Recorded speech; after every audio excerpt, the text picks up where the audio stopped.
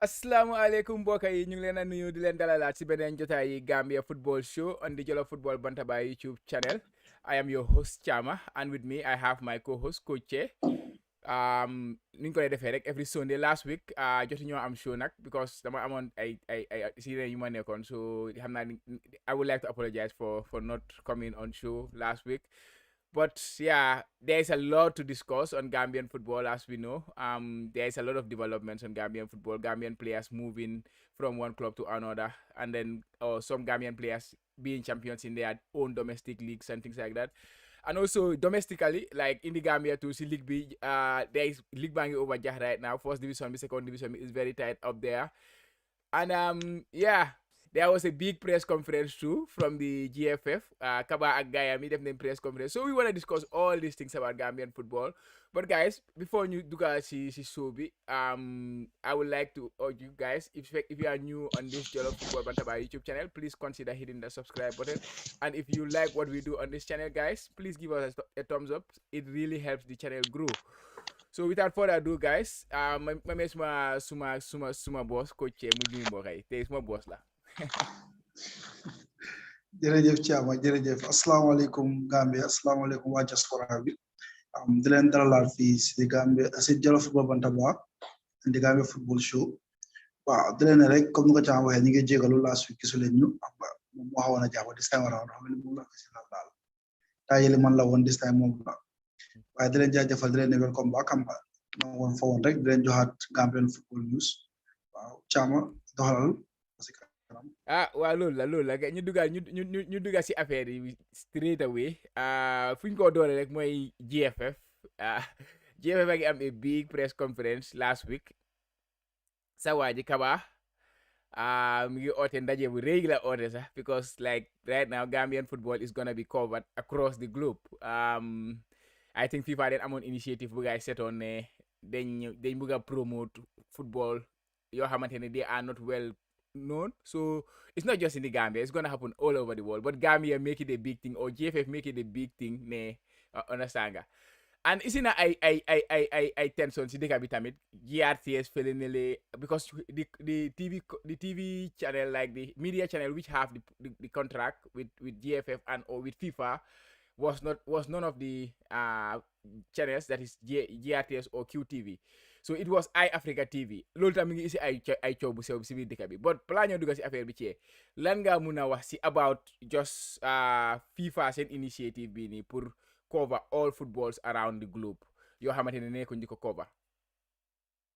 waaw Thiama xanaa di ko rafetlu first of all di ko rafetlu bu baax a baax xam nga kilifa li la moo njëriñ soo jiitee dara da nga war try mu dem fu nekk ñëpp gis ko xam nga gis nañ ne ligue yu bari comme ñun ñu mel ni Gambia amuñ doole amuñ capacité pour mën a génn seen ligue si na sax ñëpp di ko mën a seetaan woon yeah for the nation also for football. Okay, going forward I think it's very positive now. It's very positive. Yeah, it's very positive. I cannot agree more.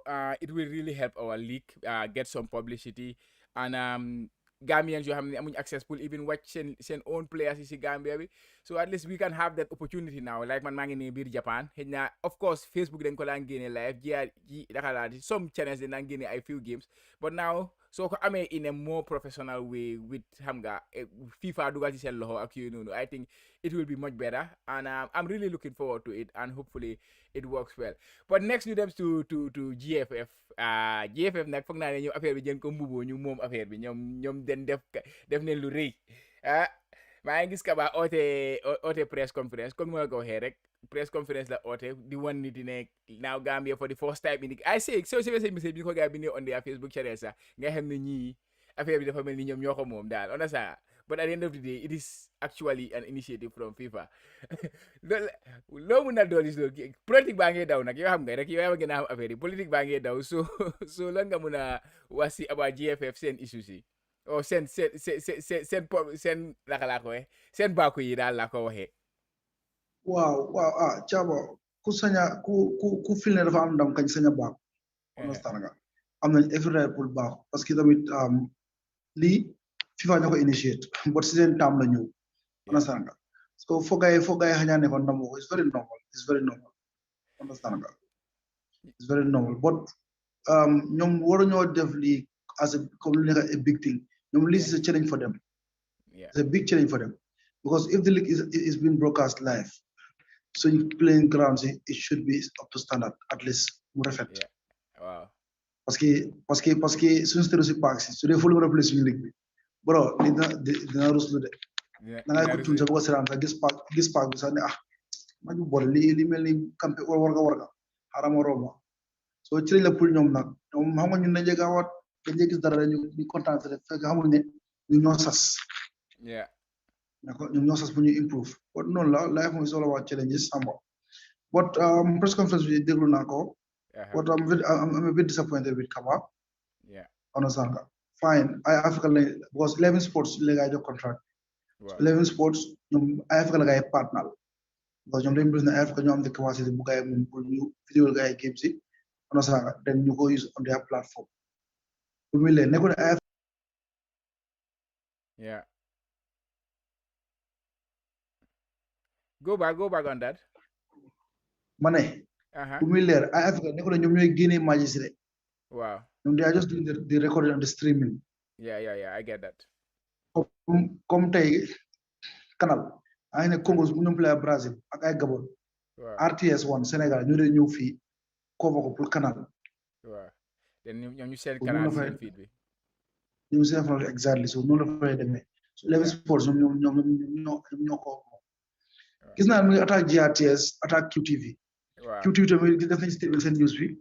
Wax nañ ne ñoom dañ dee future GFF League bi ci seen news bi ak also seen Q sports bi which I can attest to. Yeah. Mun naa ko attest to 100%. It's very true. Gajaga every time dina dem ci stadium bi ci benn match dina ko broadcast. ci benn match dina ko broadcast indi ko. So xam nga daal lu mu def that claim daal but you should not do that. waaw kon lu ma doon wax rek kesi GRTS man dama blame Gambia government bi parce que dañ leen war a dooleel boo war loolu mu ne Gambia suñu pli awi sax GRTS dañ ñëw di génne match si. on a sànq léegi métti wut GRTS ñu ngi satellite lu tax war a métti lu ñëw yóbbu seen caméra mel ni ak seen gadget si ak yooyu ñu am internet rek ñu stream ko live ñu ñëw GRTS ñu ñëpp di ko toog di ko seetaan. But they are not having help from the government. So for time Kaba do not blame that much because of I'm not right claim on JRT. But is national TV, so TV so have full for I'm not right. But QT ones who so have no different way. They are private. They are private. Understand?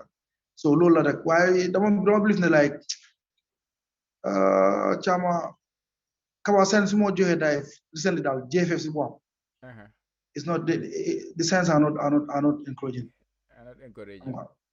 Wow, because you get die fee, you get attack fee, you get talent. It's just too much. I believe like the team will restore confidence that dafa how a jingle GFF daf nek di jaay ngi jaaw so xamuñ fu ñoo toogee. Well, election bi daal mi ngi ñëw like in August. That is just 3 months now. So jot na ba pare like just 2 candidates in amagum, right? That is the Kaba. Why Kaba sa declare ngut candidacy bi de wala declare na ko. Xam naa ne Kamaso moom declare na. Taxaw. Waxut ne dafa taxaw de. Ba tey waxut ne dafa taxaw. Well, you said naka la fa demee. Of course, I know he will be there, but yeah, you said naka la fa demee. But yeah, I was important. GRTS because I saw the statements. Read na guys statement they no. Read na GFF guys statement bu guy release send full text of like full book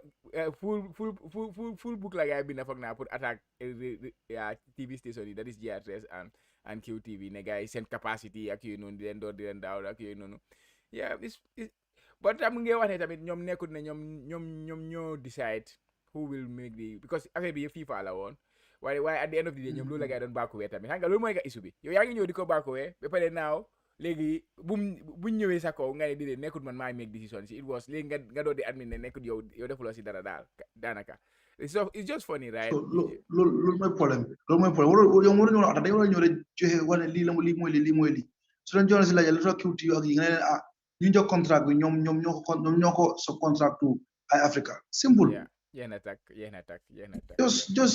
just give a simple statement xam nga simple answers mu jeex nga dem sa yoon.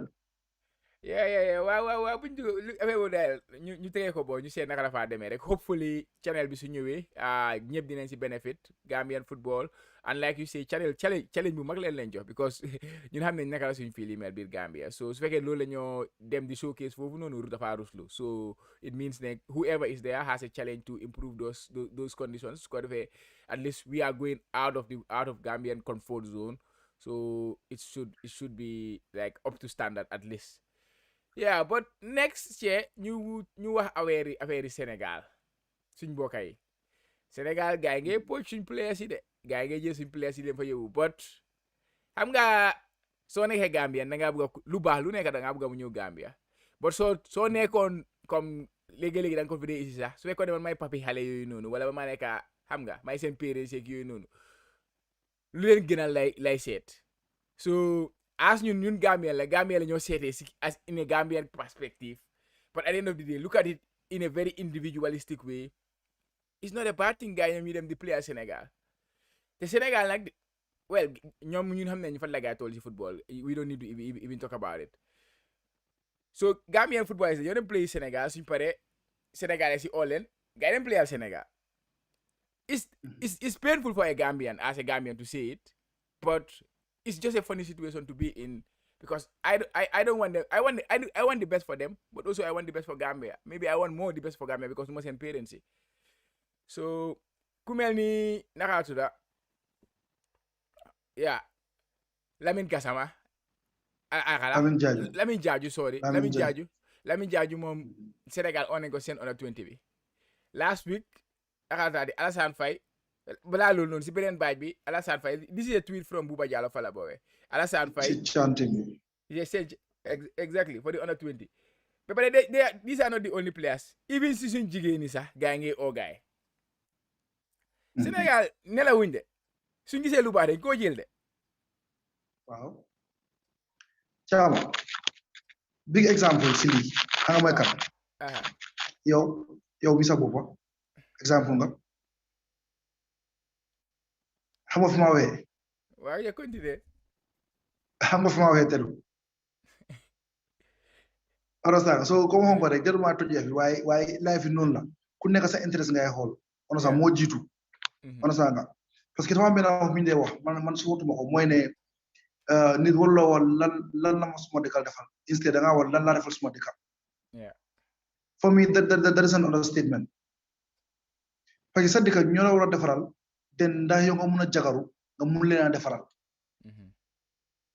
su ma waxee loolu mooy sa dëkk dañoo war a jox plateforme boo xam ne yow di nga mun a how to call it di nga mun a educate understand nga den nga mun a perform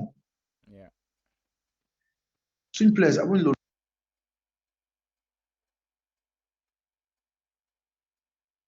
I wouldn't lie to you so small dom la mu am this opportunity dama ko play Sénégal the fact ne play national team bi rek is still safe to play for the Gambia. You have to understand that if he doesn't play for the Senegalese national team there is still a very very big chance for new players in Gambia. What if they playing this on a 20 teams chan team in Senegal moko a good contract moving forward bro I'm 100% in support of them.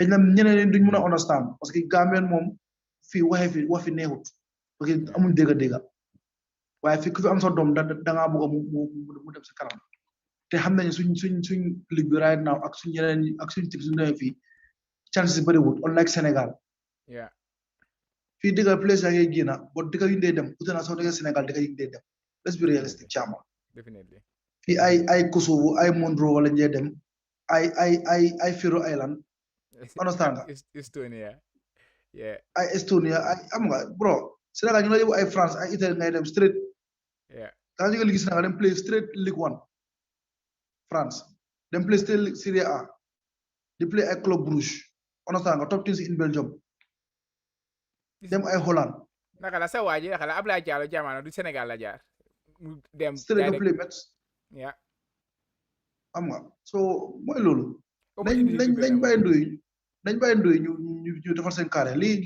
ndoy reena defal seen carré lañ toog understand nga ñu war defal seen carré te man si man de this the best way bu nga defal seen carré yaa ma nañ dem boy boy bàyyi ndoy ñu play seen football boy because yow mënoo dimbale gars yi kañ am kenn koy boo dimbale nañ bàyyi ñu dimbale leen boy ñu bàyyi gars yi dimbale gars yi it's life of course it's accepting but xam nga at the end of the day ñun Gambia football la ñu ñor ak yooyu noonu so it's difficult pour ñu nekk si situation bu ñu nekk right now you want the best for them but you want the best for the country as well but like you say ne as long as guys play luñ seen first team bi and even if the first team bi sax nowadays FIFA ji change nañ seen rule bi on that mun ngaa play first team bi 3 games su fekkee ne like you have not played 3 competitive games for example if you don't play 3 competitive games you can still change your nationality understand comme for example England dañ dee mën a jël yenn players ñu dugal leen seen friendly games yi nii wala seen some games then after loolu ñu fàttale ku mel nii naka la tax Steven Corker he played in the African Cup of Nations for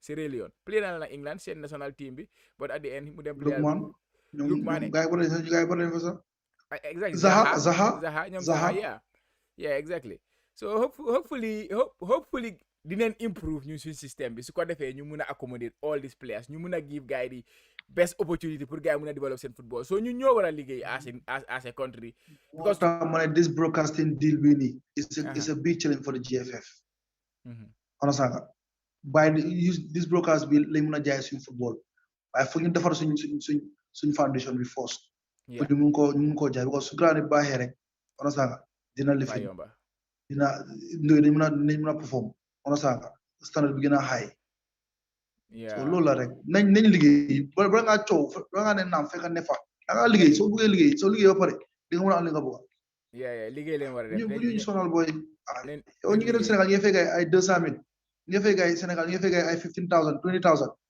nga ñëw liggéey gaam ñu la fay ay $1,500 $500 can you compare that du dox loolu du mën a dox definitely moo tax gaa you have better pay you have better opportunities so at the end of the day it just makes sense to go there but mooy loolu next ñu discuss about CHAN team bi ñu ngi war a prepare for the CHAN team Alhaji Sarr boy sami mi gaa ngi camp di train pour prepare seen game si so can you give us more in depth about this CHAN competition coming up waaw CHAN bi Chama yaakaar naa la ko ñu ñoo si doon xeexar su tamit make sure ñu dem CHAN qualifiers because last time bokkuñu woon demuñu woon waaw parce que dañ déclaré ne national team bi A is only for professional which means ne suñu national home based players yi are excluded from the national team so ñun being the players association ñu xeex ba loolu ne make sure ne am na so luckily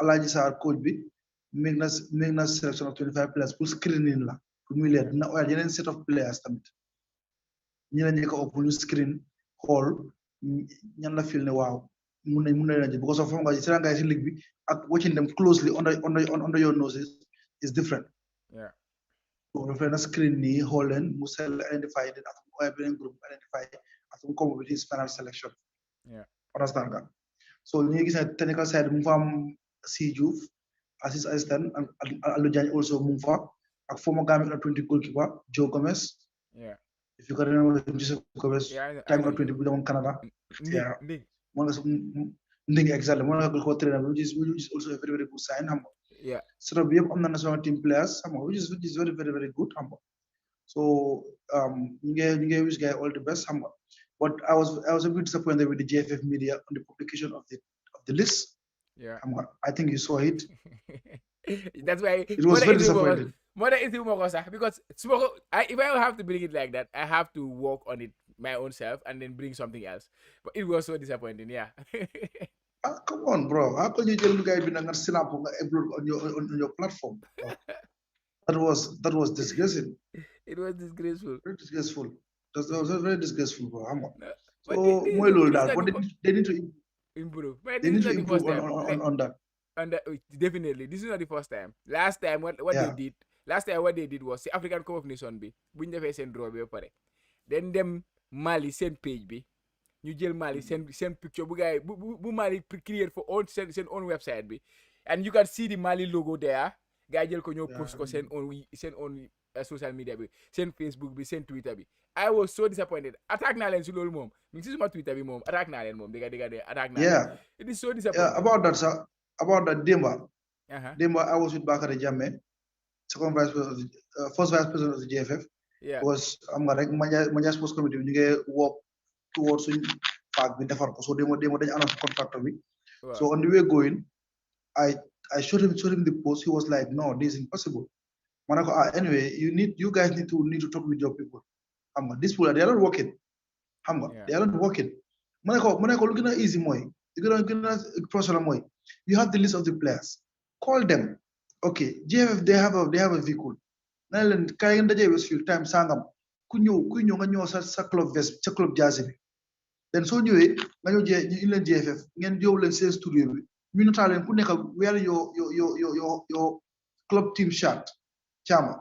So guy après kay defar ko in a very beautiful format, very nice colorful one nga gis nañ ne Abdoulaye Cham of BK Milan understand nga comme Abdoulaye Cham son def BK Milan def number ak sa position because ñu bari dañé sané liggéeyam si duñu xam ki moy turam luñu xam moy tani BK Milan 5 Hawks bi waaw understand team sangam sen li waaye su gisee image bu xam ne kanam su gisee nataal bi gis vest bi gis club bi gis no ne he is most star bi la understand nga nit ñi ne am street key la but even with the names alone rek lu rek doyut doyut but guys they have to improve on that aspect 100% like they are so because ñoom ñooy jaay football Gambia they have to be ñu ngi jaay lu serious de bro ñu ngi jaay lu serious GFF media ñoo war a jaay football Gambia liggéeyuñ de man liggéeyuñ it's so easy it just takes somebody may la yi soo jëloon xale bu ndaw sax xale bu nekk di university wala dara sax nga ne ko defaral ma lii bu tobatawal la ko du caaxaan something that is more professional it's so disappointed I was so dama du war nañu am xam nga am nañ what they should have a graphic designer. Exactly, they need it obviously, and I think they have it because send video you guys have known if somebody does it, right? Who does those kind of stuff? So there is a team there. They should have a team. But mooy loolu daal hanga yooyu problème yu nekk si GFF Gambia dafa bëri football yi Gambia moo bëri boy soo bëggee dugga si yëpp sax da ngaa génne yow sa own scope boo dee bëgg a waxtaanee sax xam nga waaye mooy loolu daal waaw anyways coach ñu move to ñu discuss about GFF league si first division and second division league si yaa ngi over ja first ñu started si first division bi weekend results yaa ngi nii Marimo dañ ñaaka against Real de Banjul Falcons drew 1-1 against Gamtel Hawks sa gaay booy gaay ngi noos de 1-0 gaay ngi dem de gaay ngi ko joxante Real de Banjul si kaw de Brikama United and Elite United 1-1 and we have one game to go today that is Team Rhino and Steve Biko. That is the game for today at 4:30 Gambian time of course. Coach, top B, we look at the table. Real de Banjul, Hawks, and Brikama United, 2 points separating them. Real de Banjul and Hawks, of course, they are on 36 points each. And then you have Brikama United third with 34. And then a little bit of a gap between third and fourth with about 7 points between Brikama United and Gamtel. And then so said to Samga, Armed Forces and LED United are occupying the bottom three. But si top bi moom mi ngi over tight. Hawks gang si top form right now sa boy si boy. Lu xew foofu noonu yéen a ngi garaaw de lu xew. Waaw Chama liggéey rek isloo sama verse yu xama liggéey rek. Mari waa dee nga dur Hawks seen bés bi nii. Ana suma boss nag war nga maa jox waaw si la dëkk ñoom ñu suro jaasi sa. Really? Wala da nga jënd waaw dama jënd waaw. Man mo jode da ñoo patronize because nga am replica jaasi si ñoo jaay. Foofu ngeen patronize loolu mooy dula waaye orostal loolu because Gambien yow moom yaa ngi si Middle East xam nga foofu yaa ngi si fi nekk Asia xam nga nu fay demee xam nga àdduna lu moo doyee ñun fi mu ne jee sona fii da nga ñëw mi avance xam nga Anyway, league is very interesting. Hawks are doing well, but they are training hard. They are doing extremely well. They are playing to instructions. So let's hope for the best. Right, it's still early days. Early times. So yeah, let's be humble, put our heads down, and continue doing what we are doing. Yeah, you guys are the form team. You guys are the form team in the league. If you look at the last 5 games, 4 wins and 1 draw. That is the best form in the league. Real de Banjul, they have 3 wins, 1 draw, and 1 loss in that period. So yeah, si digante bobu non cover ngeen guy by 5 points. They ñu Emma guy ni. Birkama tam they are not doing bad. They have 2 wins and 3 draws in the last 5 games. So yeah. But Falcons and Gamtel, 2 red cards. This is quite often in the Gambian league. I wanted to talk about it. About red cards. It's very popular in the Gambian league. It can be two things, right? It can be one, referees are giving red cards for fun, or the players are not disciplined enough. So, or it can be combination of both. Lan moo waral li because every time su ma nee check suñu results dama dee gis ne every week naa gis ay 2-3 red cards wala si benn game nga gis fa ay 3 red cards or something like that. It is quite often dama ko dee gis dafa nekk suma observation rek but dama bëgg a xam yow sa xelaat si loolu lan la. waaw ñaari mbir yi nga wax la ma jël si refal yi dañuy amel player si xool or team si xool ñu si defal dañ laaj that personality in them day mere amel la yoo xam nga li ma wax so player ñu lu ndaw la def ñu génn si ci la yellow card wàññi mun la yow tamit if you are a player te you are not mature enough def la gën a jaxase nga def something else gën a garaaw mu daaxala coming to the player side swim players yi most of them they don't know the laws of the game. They don't know the rules, which I will blame the coaches and the clubs in general. Every year, rules change. Every time I'm going to advocate for clubs in ocean players, it's just a couple of hours. When you train, or even less than an hour, when you or could be new tao or can new tao. They have a presentation on the rules. Lala rules you are. If up near the rules, lila. Could have really more safe, could have really more safe. Limo handball, little handball, limo pen, limo offside. The jungle plays what's going on. How much finally Juventus at Inter Milan. Wow. Final. Yeah, it's not highlighted me. Yeah. I'm not incident for happen, but Massimiliano Allegri did complain. Brozovic, di ball for Qatar, did them Hichoko. The holy call foul. Brozovic mer man ball bi. Hamga lolu dafa wona double yellow card, one red card because dafa two offense in wow, si ben action. Hichanga ni kilo yellow card, dafa li call ko nga ñu man ball, du ben yellow card la. Yeah. So lo red card la.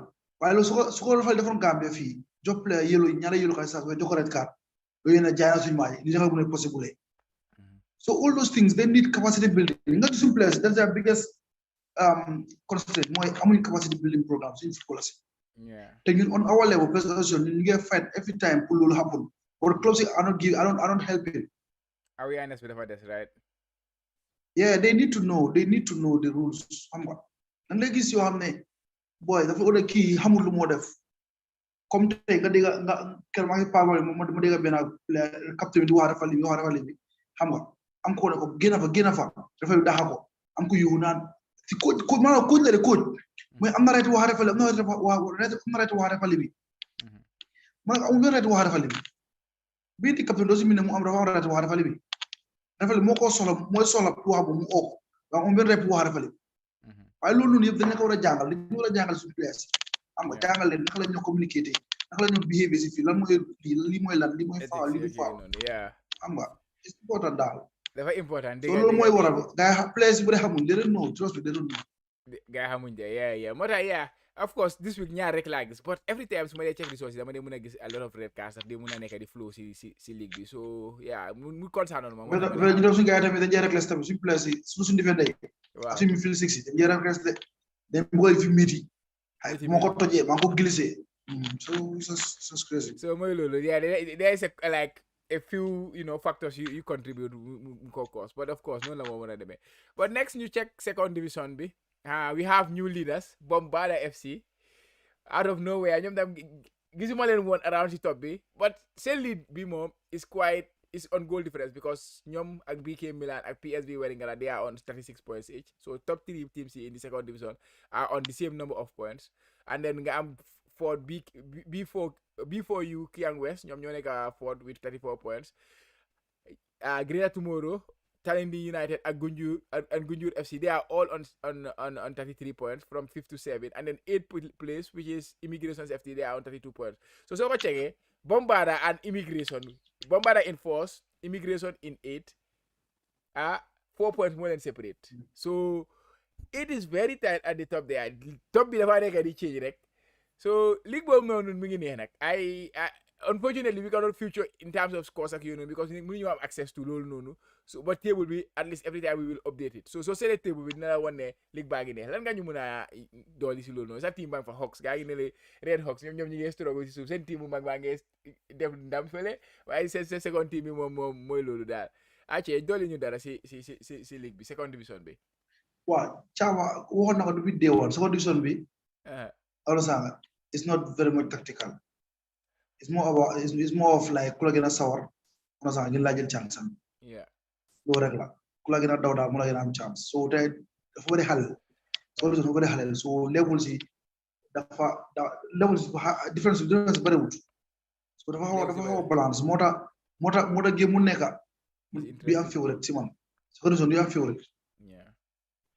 I'm favorite de match bi da nga gis timu nekk last comme des Red Hawks nii ñu dajee Bombada nga foog ne tey Bombada Red Hawks ñu doon 3 ñu dóor leen I know condition moo tëddee noonu understand yeah every game like is a final game mu nekk final yeah wow tell me about Bombada because we have not talked much about them. They are from Birkama, right? So a little yeah ñoom ñooy beneen team Birkama ñoom ñu woon si position bi.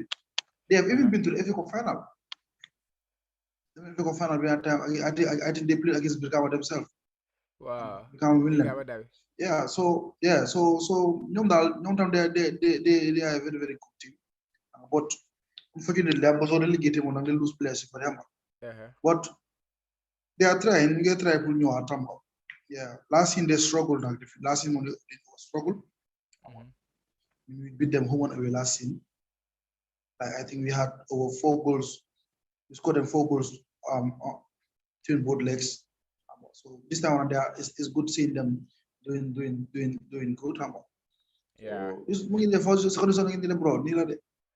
Coming to my guys. Coming to my guys. There is something wrong. There is something wrong. Which I can't disclose here. But yeah, what guy are try? They are just 3 points of relegation. So I said it. I mean, it's not so far because do 3 teams and they relegate to second division. Wala ñaar la.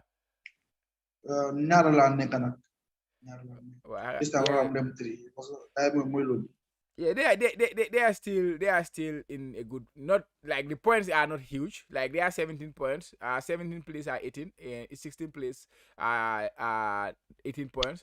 And so I said 14 and 15 they are all on 20 points. So they are just like 3 points off. When I win like Mundana equal up to 14 plays. So yeah, I think there is still hope. There is still hope. So finally, but there is still room for improvement now. Definitely, of course, without shadow of a doubt. Yeah, of course. But yeah, finally, ñu dugga si ñu jaala géej gi xam nga dem foreign based players yi seet suñ foreign based players yi naka la gaay def week bi ak midweek bi last week ko bu ñu woon gaay te last week gaay nga woon a jax ku mel ni Assane Cissé last week they actually won the league after because the last time we recorded after that la gaay play woon so jotuñu woon a wax affaire Assane bu gaay winee league bi so last week they played another game and in midweek guy play on a game guy ñu win même score mu assist si game boobu noonu Zurich FC boy guy def nañ ko de they make it. What do you have to say on our boy top striker kan xanaa kañ di leen dogal di congrats Assane Amba ba léegi sax saa ma ko gisee ko congrats dama fàtte Amba but he is making Gambians proud Amba by scoring among the one of goals that he has scored Yeah, in the 19. league. Yeah, and over 7 clubs are interested for his signature, which is a very very positive news. Imagine if he had done what Lakabro had done in the competition, even here Premier teams coming for him. Definitely. But unfortunately, it's still good for him. So Ninko wish all the best. They gotta like let him make the best choice or the right choice for him. Doing go for more than but not yala ko ya the big best decision now for his career. Yeah, because I Yeah, think yeah. he's 29, right? Yeah, exactly. maa ngi suñu waa ji Buba Jallow Fala Boy mu ngi post si Twitter page am bi about teams yu ko soxla noonu. I think am na teams yu nekk sax biir Asia like Saudi Arabia or something like that in the Middle East ak yooyu noonu but Buba lu mu wax dafa mel ni ne Assane wanna stay in Europe dafa play Europe. I think he has some inside information ne Assane would prefer to stay in Europe. He wrote an article is in the Alcamba Times, something like that. So I read the article already, which is interesting. So like you say, moom moo xam lu gën si moom ñun dañ koo support whatever he does we everybody is behind him Gambia xam nga so di ko ñaanal rek whatever decision he make yàlla nekk ak decision bu ko jik loolu moo gën a important xam nga and congratulations on the on winning the Swiss League. This is a big achievement. Now FC Zurich are on the verge of qualifying for the Champions League, not the Champions League proper, but they qualify for the qualifiers of the Champions League, so they are gonna play the playoffs of the Champions League. So mooy loolu daal ngàcce ngalaama Assane Cissé def nga yëpp and last midweek mi ngi scored goal assistant. Next ñu dem to Ibu Adams. Moom we have two big news for him. He won the championship second like League 2. He won League 2 with Forest Green Rovers, and he was very good in their team. He was an ever-present in their team, very important player, and a very likable player. It was not just the importance of his football on the pitch. He was one of the most liked person at Forest Green Rovers. So if you look at the tribute messages that he got from the Forest Green Rovers fans, you will know that he is very well valued at Forest Green Rovers. He helped them win the gain promotion to League 1. And then their coach by becoming the champions. By becoming the champions. They are on the final day. Very interesting game on the final day actually. Exactly. Exeter guy dañ ñaaka so ñoom ñu jël ñoom draw la gaa mu jël si game boobu so Ibu Adams dafa score si last game right so, last week. I thought that's right. Boobu tam coveruñ ko dafa romboon last week bu ñu waroon a discuss but mooy loolu daal. But gars yi ñoo win championship bi and sa waa ji tamit naka la moom tamit ngi woon si the same league League 1 sorry League 2 sorry sa waa ji tamit mu ngi fa woon naka la tuddati Ibu Touré moom tamit he ended the season very well. We have to mention that in the last 3 games of the season he got an assist in every single one of them. So moom tamit def na ndam si league boobu but ñoom they stay in the league, they did not gain the promotion.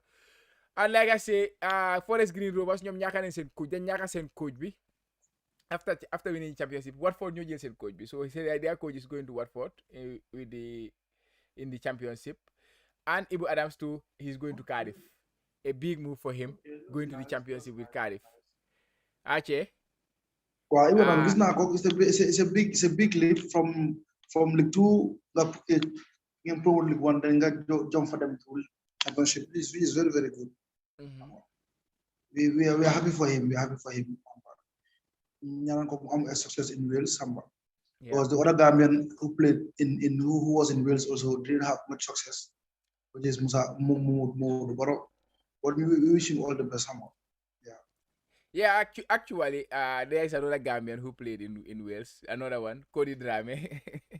Player in Gambia, what Gambia? We have to talk about him. He was their player of the season, their young player of the season. He went there in January. I know it will be very difficult for. It will be very hard for Gambia. From Leeds, exactly. So we them Cardiff from January. Nega say young player of the season. So Gambia could have no dara, right? So we get So chances of getting that player for Gambia is very, very slim. But so you never know. But they do the yakar rek na do. Yow na de suñ performer rek dina easy pour ñu leen am ba pare suñ structure boobu baax dina organize at the federation level then I don't think it will be a problem to attract players, but we need to work. We need to work. Chama, they want to build game. Yeah, Football. Not attract definitely. players from outside.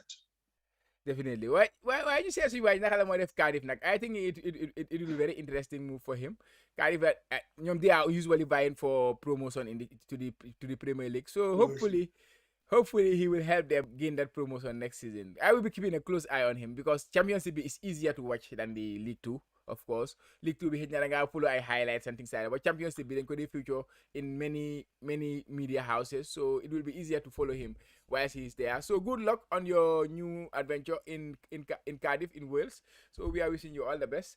Next, Youss. Moom it seen season bi jeex na tey démba la jeex démba la exactly. So he started their game and he scored an 88-minute equalizer. They drew 2-2. They ended their season in 11th, yeah. Boavista, they ended the season in 11 in the Portuguese league. So they stay in the league. They're not relegated, but they are not going to Europe or something like that, which is a good thing. He closed their goal like more season bi daal. Sa boy bi you guy trying boy was trying last year at this stage guy not reach relegation. On the last day like I was safe last season Boavista. This time around I finished 11. So it's an improvement for them. And also for Youss he hasn't have a great season, understand, but at least one do against the team be scored again and the assist. Yeah. But we are using the best time, all the best time.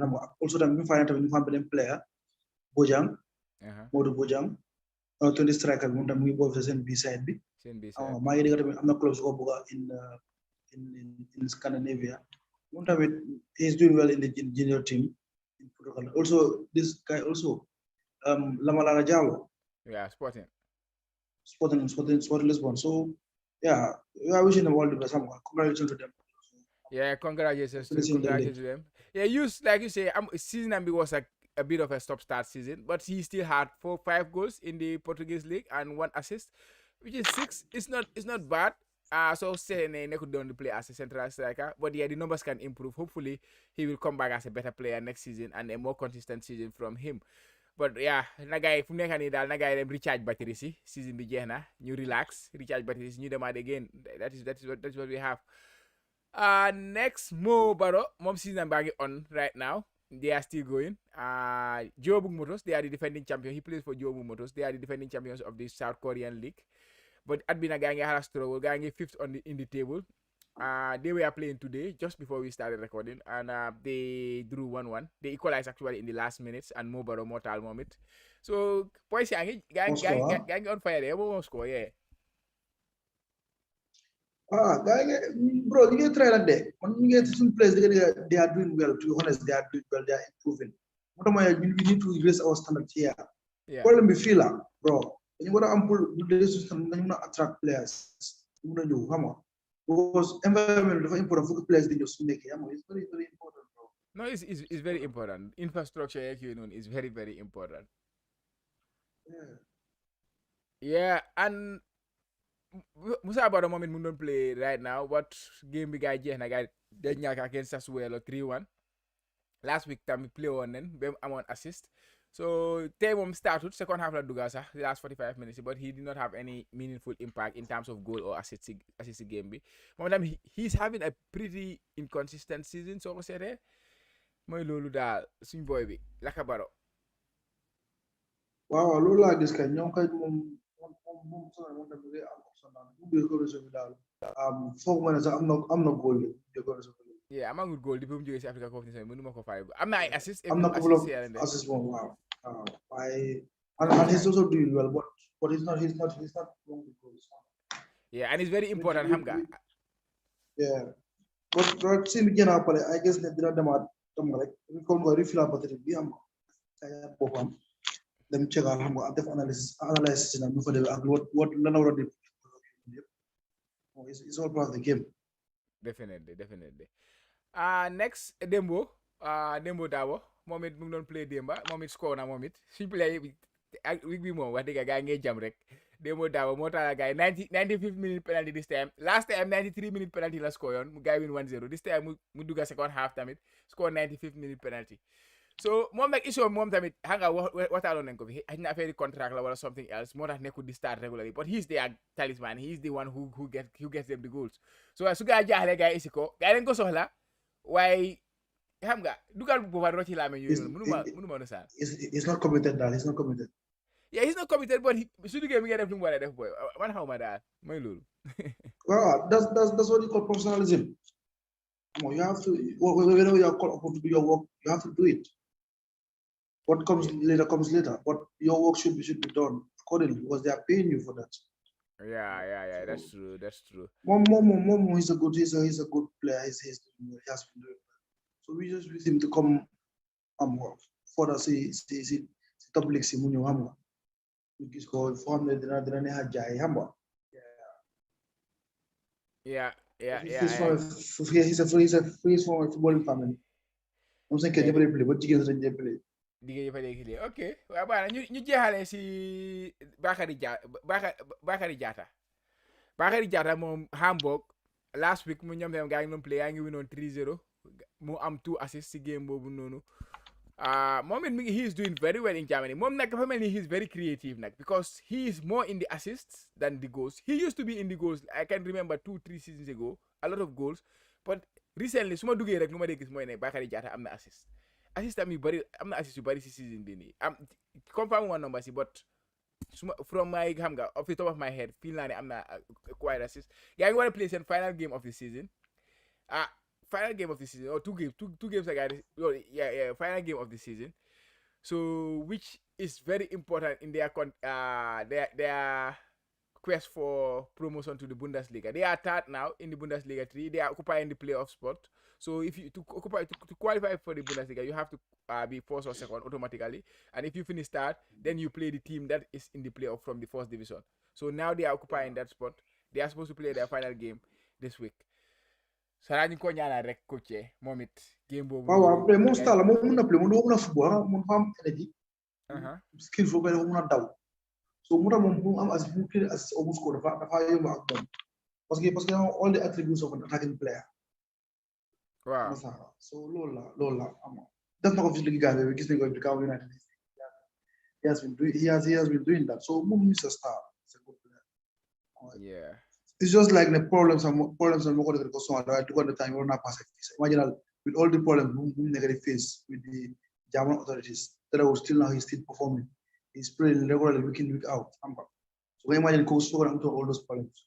How would he perform?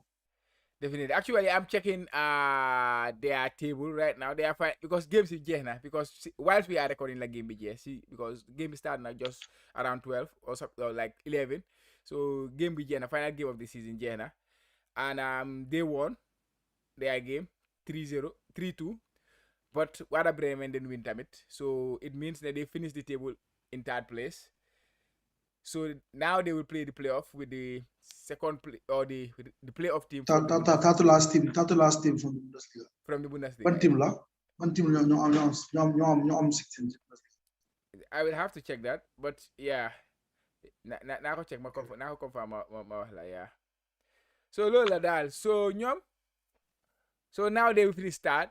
Game actually they put that because playing a start now, but I'm not assist or goal today. But the guy winning, which is the most important thing. Yeah, coach. Do you have any final words before you plan for close so when you check my check already? No, Chama, come to a guy man every time we subscribe with Hamburg. Or when we do the Hamburg, we need the guy who say guy they like them, we do the video guy they comment on it, it's very important. So the then improve everything that we are doing. Very soon, the game of this studio, one in your faneka, in the book against someone. So I look I'm fucking drawing with them. Then get them not more. When get the subscribe the view, the support platform, the invite them sponsors them on board. You advertise and learn for program or even inside the program. You the guy I did also all those things. We'll give them visibility because at least some subscriptions on there. More than 1,000 subscribers rather. Then you have views up to 1,000 plus somewhere. So ñu need support from every angle of the world. Yeah, definitely. Coach wax na yëpp. Before ma dem, I just want to confirm for you with you the German Bundesliga. Hertha Berlin ñoo finish 16, so it means Hamburg they will play Hertha Berlin in the playoffs, and whoever win that head to head will be in the Bundesliga next season. So ñu ngi ñaanal Bakary Diatta for that in that game. Yàlla ko yàlla may ndam su ko defee mu delluwaat back to the Bundesliga. So come guys. Coach nu mu ko waxee rek, please don't forget to hit that subscribe button and like the video if you like what we do here, and yeah, that's how you support us. Bi ñu joxaat leen jotaay next week Sunday, hopefully next week dafa fekk ne xëpp naa leagues yëpp dina war a close to jeex de foog naa next week la leagues yëpp di jeex de most of them except ay Korean leagues yi ak Belarusian league yi that start in January, so those ones waaw Europe moom but European main leagues yi next week, right? Yeah. So guys, mooy loolu daal bii ñu joxal leen jotaay next week we will be here again hopefully we will not have anything xam ngeen